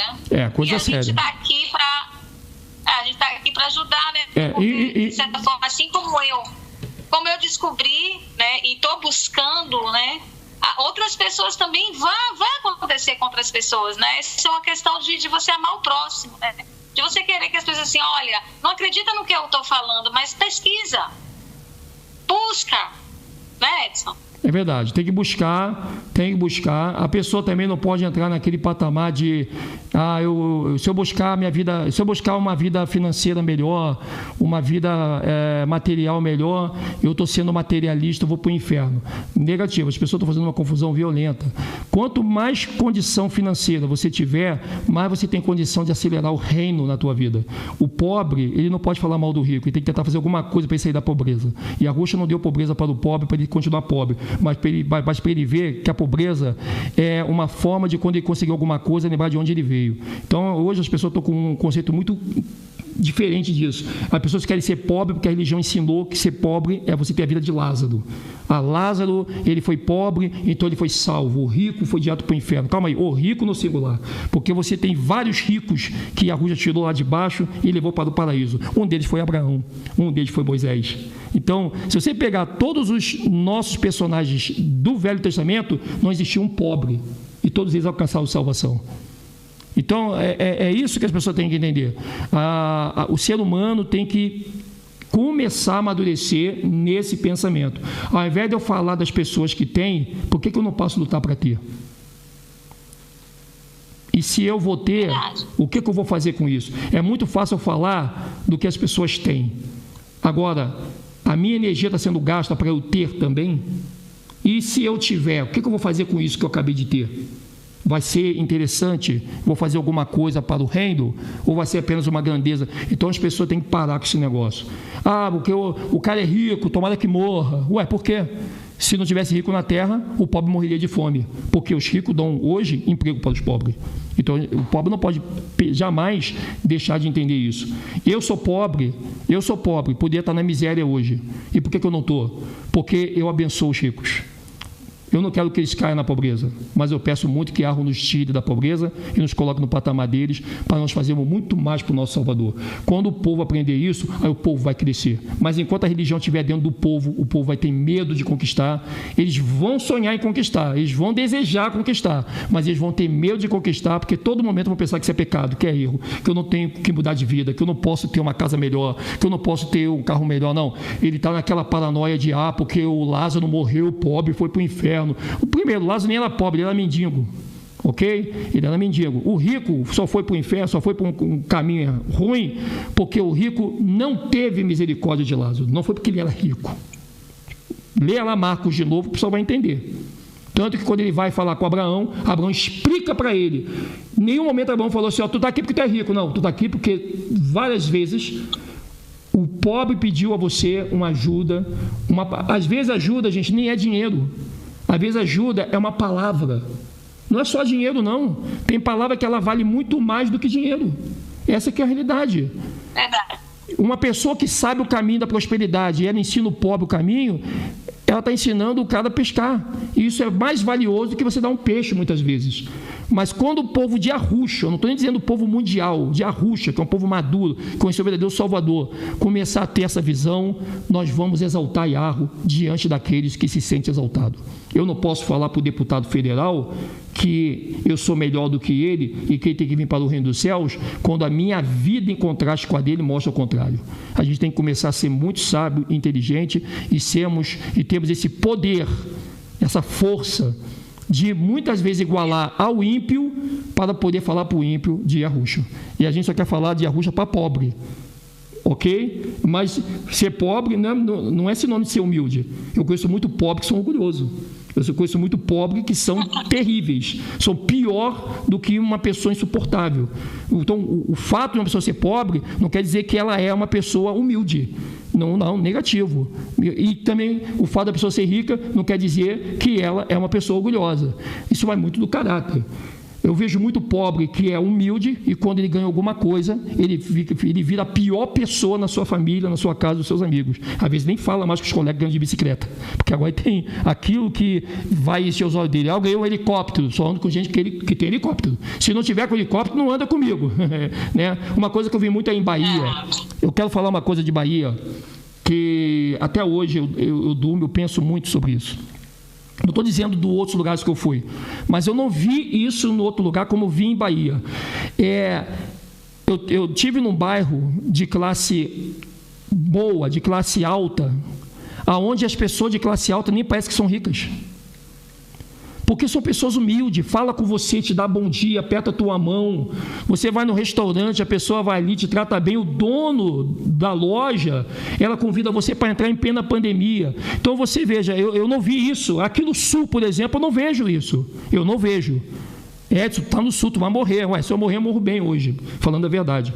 Eu não vi essa construção de humildade que eu vi em Bahia. Eu não estou dizendo que todo mundo em Bahia tem esse coração, mas eu posso dizer que eu vi isso em Bahia. Então isso me alegrou muito, porque me fez eu voltar a ter fé no homem de novo.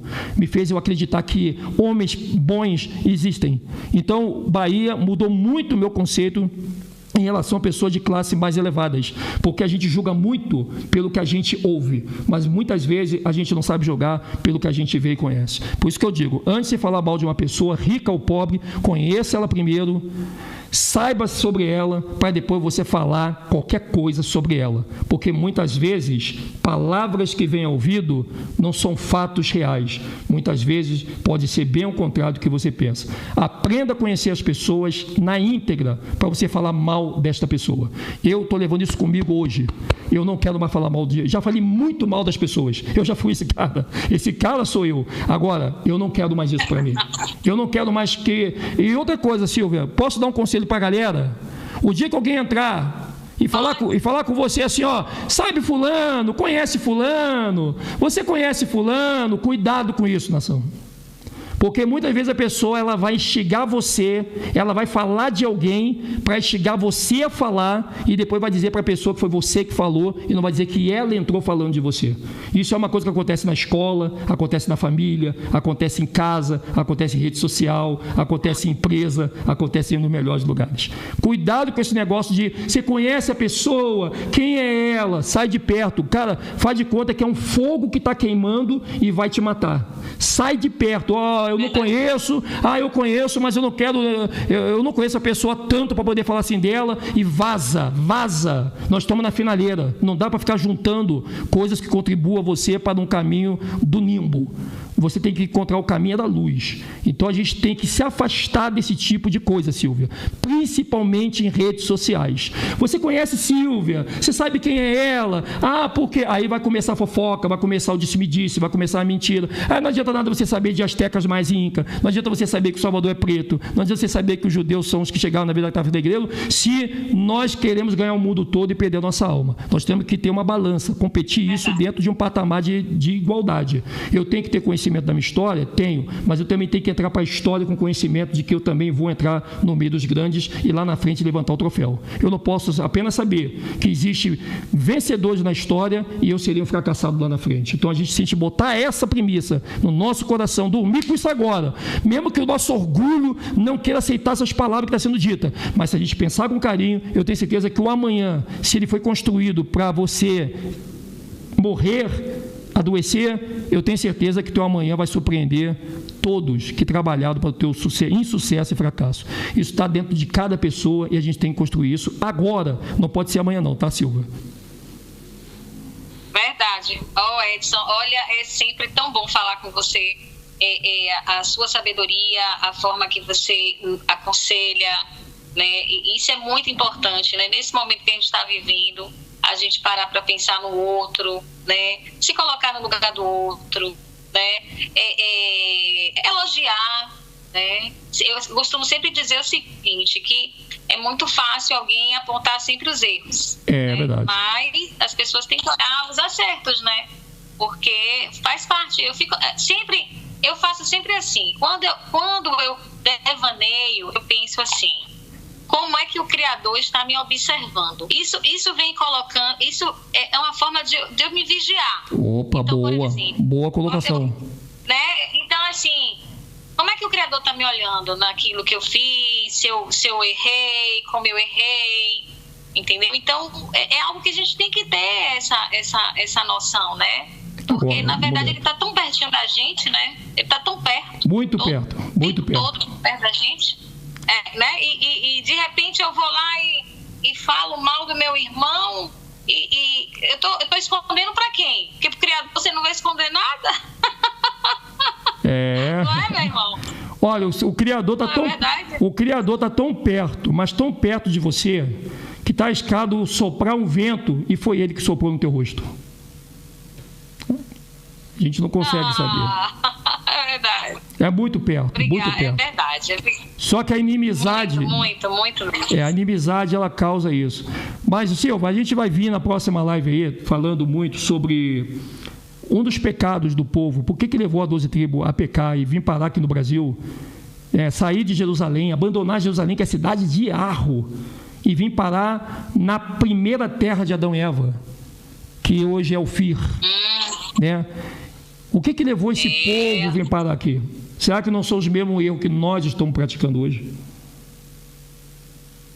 Verdade. Entendeu?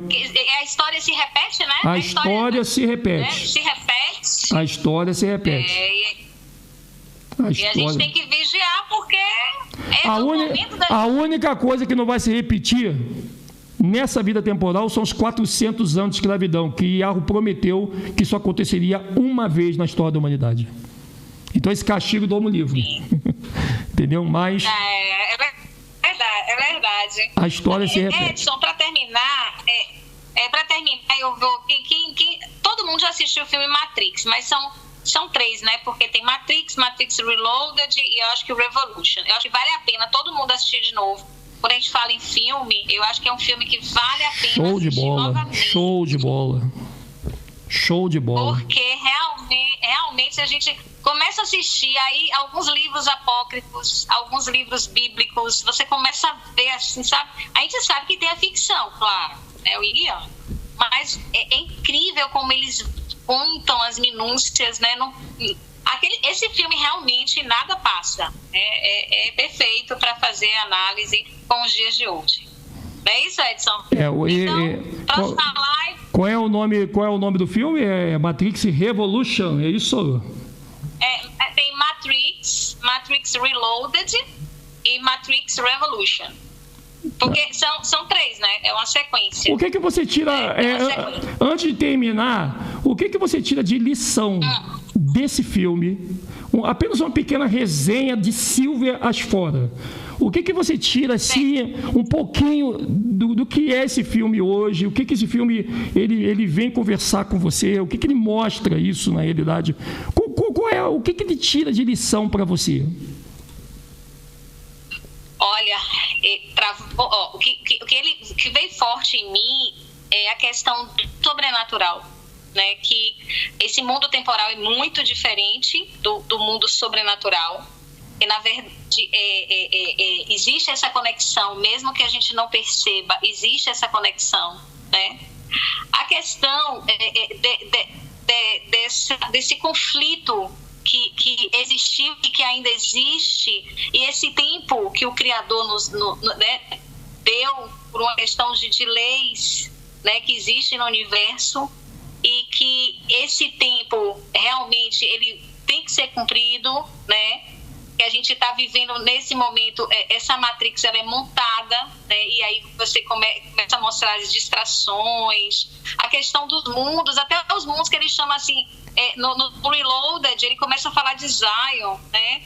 É claro que a gente não sabe se ele está falando do abismo, porque tem um yin yang. Está falando do abismo ou se é do reino criador, mas dá para entender mais. Para mim, a leitura que eu fiz foi que seria o abismo, mas eles estão sempre misturando. Mas o legal é que quando você começa a fazer a leitura da Bíblia, dos apócrifos, dos livros e vai para os filmes, você consegue identificar e consegue perceber até quando eles estão querendo nos confundir. Isso é interessante, porque você começa...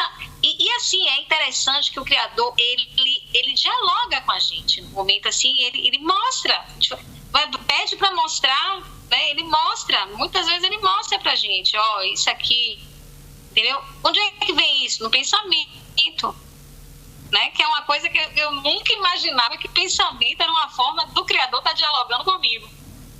Que legal, né? Que legal. Então, assim, o filme é fantástico, é fantástico. Eu acho que vale a pena as pessoas assistirem.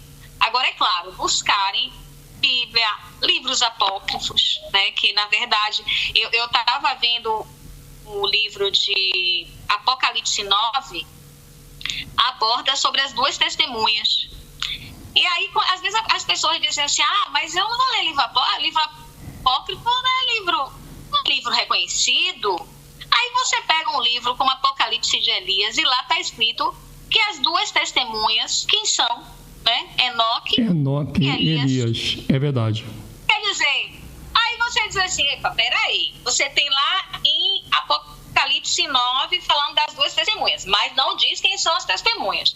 Aí você vai para o Apocalipse de Elias, que é um livro apócrifo, e lá ele está citando o que foi falado, como é que não é verídico, e assim você tem vários exemplos. Então, assim, quebrar esse paradigma, né? As pessoas precisam quebrar esse paradigma, precisam buscar informação, precisa ler, entendeu? Independente da sua religião, da sua crença, da sua ideologia, tem que buscar o conhecimento. É o momento de buscar o conhecimento, né? Porque cada um de nós que vem para as redes sociais, para mim é muito difícil. Eu tenho, você sabe que eu sou um pouco resistente, entendeu? Eu não gosto muito de holofotes, né? Embora é necessário, porque na Bíblia mostra que teria que ter esse período que a tecnologia, a ciência se multiplicasse. Tem um porquê. Perfeito, tem um porquê. Né? A gente consegue abranger várias pessoas em tempo real aqui. É diferente de você estar falando com a pessoa, a outra é mais rápida a informação. Mas a gente está fazendo isso, esse trabalho que Edson faz há mais de 10 anos, né? É por amor, para que as pessoas comecem a entender tudo isso que está acontecendo, né? E comecem a abrir os olhos, porque não há mais tempo, né? Aí, se você pegar outra série muito boa é Dark, né? Que acho que são 5 temporadas. A pessoa assiste e não entende nada, mas depois que você lê os livros apócrifos, que você vai lendo, você vai ver que tem todo um sentido com essa coisa do reset, do Ouroboros, entendeu? Então, assim... Legal. Então, vamos seguir, né, Edson? Vamos seguir aí. O seu trabalho Não percam, gente. Assistam as lives do Edson. Cada uma mais interessante do que a outra, entendeu? E ele tá aí, né, Edson? Quem quiser falar com você, pode, né? Você o legal que a gente se conhece pessoalmente, né, Silvia? Se conhece legal. Pessoalmente, Eduardo, aí, a Duda, a Duda, a Rebeca, né? Então a gente já se conhece aí, os irmãos aí, o Jailson, o Márcio, o Carlos, né? A esposa do Carlos, que eu sempre esqueço o nome dela, que tem um nome difícil também, a Lorimar. Né? É um povo maravilhoso de Bahia aí, que nós conhecemos, logo após Minas Gerais também, que é um outro lugar maravilhoso, Minas Gerais. Mas eu acho que assim, a gente se conhece, a gente não se conhece só de internet. A gente se conhece, talvez antes de eu conhecer a Silvia, eu tinha uma outra visão da Silvia, talvez a Silvia tinha uma outra visão do Edson. Depois que nós conhecemos, eu, você, Andréia, Felipe, o Dudu, a Rebeca, hoje a nossa visão quebrou. Era um paradigma, porque os paradigmas existem nisso. Pô, será que a Silvia é chata? Será que a Silvia, nossa, será que a Silvia... Aí quando você conhece aquela pessoa incrível, você fala, caraca, cara, como eu julguei, pensei que ela era antipática, aquela cara de nojenta, de pessoa, boçal. Não, é verdade, a gente olha assim, a nossa imaginação é incrível. A nossa imaginação para jogar ser humano, ela consegue fazer isso em fração de milésimo de segundo. Milhares de segundo. Mas quando você conhece a pessoa, você conversa com ela, você tem um mínimo convívio com essa pessoa, sai, olha o que, nossa, você fica encantado, você diz assim, caraca, gente, está na hora de a gente começar a nos reconstruir de novo. Está na hora de nós começarmos a nos reinventar de novo. Eu sempre digo uma coisa, Silvia, o conhecimento é a porta fechada para a construção de novos paradigmas. Então isso é muito importante, conheça a pessoa. Conheça o que você tem, conheça a tua casa, conheça a tua esposa, conheça o teu marido. Eu já conheço a minha esposa, não conhece, que se você conhecesse, você não brigava. Briga é sinônimo de que você não conhece ainda, falta você conhecer um pouquinho mais para que isso acabe. Toda briga, ela é a presença da falta do conhecimento. A briga, ela é a característica de conhecimento que ainda falta você conhecer. Se você briga muito com o seu filho, é porque você conhece muito pouco dele. Quanto mais briga, menos tu conhece. Quanto mais você conhece, menos briga vai ter. Essa é a chave, esse é o segredo, Silvia. É verdade. Muito obrigada, viu, Edson? Beleza, Silvia. Viu? Muito obrigada. Então, assim, na próxima a gente vai abordar, né, outro tema. Opa, show. E todo dia tem live, né, Edson? Nossa, todo dia tem live. Direto. Pois é, Valeu. Não perca, a gente assista, acompanha o canal, vale muito a pena. É o momento de acordar, buscar informação. Né? Buscar informação. E a vinheta, cadê a palestra de São Paulo? Vamos tocar agora, hein? Valeu. Vamos lá. Tamo junto, Silvia. Tamo junto, boa noite. Valeu, nação. Alô, São Paulo. Eu sou o Edson Biscotti. Isso aí, Silvia, ficou legal, você hein? está conosco na palestra Ali na Liberdade. Ficou legal. Deu 10 horas de Nós estamos live. fazendo todo esse trabalho com o tema. Você pode falar à vontade que está desligado aqui. Que eles tá certo. projetaram Excelente, para viu? manter a nossa vida Excelente. programada. Eu para acho esse que você futuro aprofundou que eu e o bastante João vamos e estabelecer, falou, vamos instalar aqui no planeta Terra. tudo assim com Em todo relação dentro da Bíblia, da à história do informação Brasil, e também com cunhos esse acadêmicos, chamado para as todo pessoas, nicho né? Porque as pessoas de não livros precisam que mudar, você né? possa Precisa imaginar onde Tem que amadurecer. toda a nossa história. Tem que amadurecer. Grande palestra em São Paulo, às 10 horas, e não tem mais 17h30, tempo, no dia não tem mais tempo 24 pra de janeiro de perder, né? 2020. As pessoas têm muito daquela coisa. Vai ser Desculpa, Silvia, a pessoa pensa que pobreza é o caminho para levar para a salvação. Até lá. A religião colocou isso na cabeça da pessoa. Só que... Tá. Olha, mas deixa eu te falar uma coisa, Irmãozinho.